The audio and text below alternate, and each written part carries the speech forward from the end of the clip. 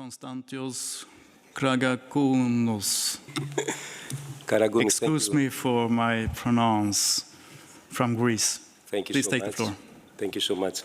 I would like to thank the Swedish presidency for organizing this meeting, and of course the Commissioner for her presence here today. I would like to raise two issues. First, I consider that tackling against criminal finances is crucial to uncover criminal activities, to deter crime, and to prevent infiltration in the legal economy and society. Under this perspective, we would like to express our support for reaching an adequate level of harmonization of the anti-money laundering regime via the package under discussion. It is an ambitious step for the EU framework and also related to the fight against organized crime. And I would like to ask the Commissioner about the next steps for the establishment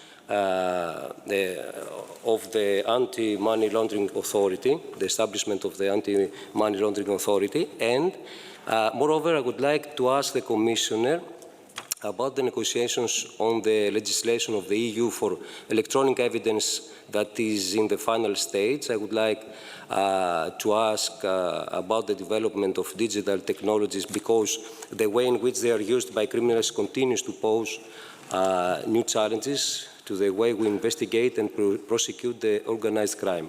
Thank you, President. Mr. Karagounis. Yes, the Anti-Money Laundering Authority, it's ongoing, the implementation. I must say that this is under my colleague, Commissioner McGuinness' responsibility. But we also have a new legislation, as you know, on this anti-money laundering. And I think this is extremely important. That was also a question from, who was that? Yeah, the last one, Mrs. Guthede. It's important to go after the money. And I have recently presented new legislation on freezing and confiscation, and also saying that member states and police need to start with the money already at the beginning, because otherwise it's gone. And we need to be much quicker in freezing and new opportunities on confiscating, because that's what drives them, the possibility to earn all this money. And today we are only confiscating 1%. And what I said also about money laundering, the organized criminal groups, they have their own financial networks and system. So that's extremely important, and that's where where we really can hit them hard. And that was also one of the things I discussed when I was in Latin America, how we can have a better cooperation and also training together on how to go after the money. So this is an important part. On e-evidence, it's finally politically agreed. So now we're just pending the very last formal decision. So then it will come into force, and that's extremely important, because I mean 85–90% of all investigations have an e-evidence component, so it has to be quick and easy to get these evidence. We'll go on with the speakers list, and there's Kωνstantinos Καραγκούνης from Greece. Thank you. I would like to underline two issues, mainly to Mrs. Smith and Mr. Lekouf. According to statistical data of the Greek police, the main form of human trafficking is sexual exploitation, followed by labor exploitation, as already mentioned.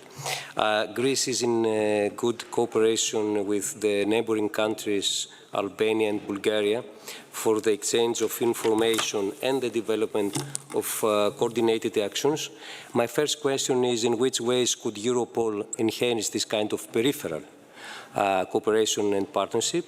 And the second issue, regarding the new reality created after the war in Ukraine, do you operate any specific action plan in order to protect potential victims coming from Ukraine?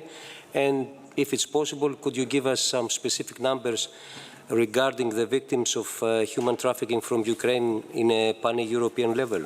Thank you. Thank you. And I believe maybe we have a short answer from Ms. Smith and Lekouf. Ms. Smith, the floor is yours. Thank you. I will take the last point on the war in Ukraine. As I said before in my introduction, I think all the stakeholders were very active, and together we have developed an EU trafficking plan for preventing trafficking and protecting those fleeing the military aggression in Ukraine. This common anti-trafficking plan was endorsed in May last year. It was requested by the Council of Ministers, and it foresees different actions, very specific actions. First, in relation to prevention and awareness raising, so informing those arriving at reception center, at the border, and so on. Secondly, law enforcement and judicial cooperation, and there perhaps Mr. Lecouf can say something. We also make reference to the impact action, and again, thanks to Petra, she focused on Ukraine during several months. This helped also a lot. The third actions which were taken is protection of and identification of victims. We have also published at European Union level all the helplines which exist in the member states, and we also ensured that they were available in Ukrainian and in Russian. And the fifth is the cooperation with Ukraine and with Moldova, because a lot of people were coming from Moldova. And I must say this helped also a lot when you can cooperate with the country of origin of potential victims. So this common anti-trafficking plan is being implemented, and the only thing I can say is that we have to continue the implementation and adapt if needed based on perhaps a change of the modus operandi. We base ourselves on Europol data.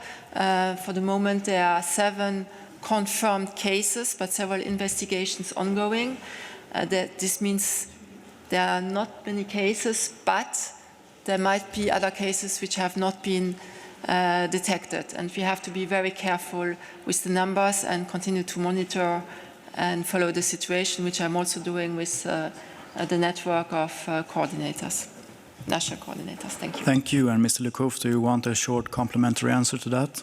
The floor is yours. Well, maybe a short complementary to say that we assess the exchange of information with Western Balkan quite good, but if there's a loophole somewhere, we are ready to look at it and to look how we can help in that. We have dedicated project founded in the Western Balkan targeting this THB issue, like migrant smuggling also, even if we don't mix both of them.